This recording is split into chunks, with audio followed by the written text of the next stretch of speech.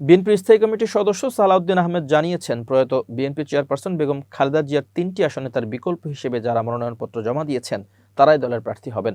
বৃহস্পতিবার ১ ডিসেম্বর রাজধানীর গুলশানে বিএনপির চেয়ারপারসনের রাজনৈতিক কার্যালয়ে গণমাধ্যমের সাথে আলাপকালে তিনি কথা বলেন। তিনি বলেন, খালেদা জিয়ার আসনে বিকল্প প্রার্থী থাকায় নির্বাচনী কাজে কোনো প্রভাব পড়বে না। খালেদা জিয়ার মৃত্যুতে নির্বাচন স্থগিত বা পেছানোর কোনো সুযোগ নেই। বাছাই ও প্রতীক বরাদ্দের পর এমন ঘটনা ঘটলে আইনি জটিলতার কারণে স্থগিত হবার প্রশ্ন আসত, কিন্তু এখন সে পরিস্থিতি নেই। বাছাইয়ের আগেই তিনি মারা গেছেন। খালেদা জিয়া প্রসঙ্গে তিনি বলেন, আমাদের নেত্রী আর নেই, কিন্তু তিনি মানুষের অন্তরে আছেন। গণতন্ত্রের মা হিসেবে তিনি খেতাব পেয়েছেন, প্রতিষ্ঠিত হয়েছেন। জানাজায় যারা ঢাকায় আসতে পারেননি তারাও গায়েবানা জানাজায় শরিক হয়েছেন। কত মানুষ তার জানাজায় শরিক হয়েছেন তার পরিসংখ্যান হয়তো ভবিষ্যতে আলাদাভাবে তুলে ধরা যাবে।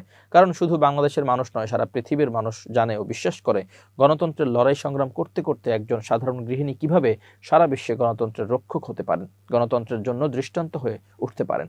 সালাউদ্দিন বলেন, গণতন্ত্রের জন্য সংগ্রাম করতে গিয়ে ম্যাডাম নিজের জীবন, সন্তান, পরিবার সবকিছুই ত্যাগ করেছেন। বলতে গেলে এদেশের জন্য, এদেশের মানুষের জন্য, এদেশের মাটির জন্য তার যে টান, যে ভালোবাসা, যে দেশপ্রেম, তা কোনো তুলনা নেই। তিনি বলেন, আমরা তার সেই ত্যাগ, সেই অবদান, সেই দেশপ্রেমকে পাথেয় করেই সামনে শক্তিশালী গণতান্ত্রিক ও বৈষম্যহীন বাংলাদেশ বিনির্মাণের চেষ্টা করতেই হবে, এটাই জাতির দাবি। তিনি বলেন, আমরা সেভাবেই দেখি খালেদা জিয়া শুধু বিএনপি নেত্রী নন, তিনি শুধু বাংলাদেশের নেত্রী নন, তিনি সারা বিশ্বের গণতন্ত্রকামী মানুষের নেত্রী হিসেবে নিজেকে প্রতিষ্ঠিত করেছেন। তিনি সব দল মতের ঊর্ধ্বে নিজেকে তুলতে পেরেছেন এবং এদেশের মানুষ, এদেশের সবাই তাকে সেই মর্যাদায় আসীন করেছেন।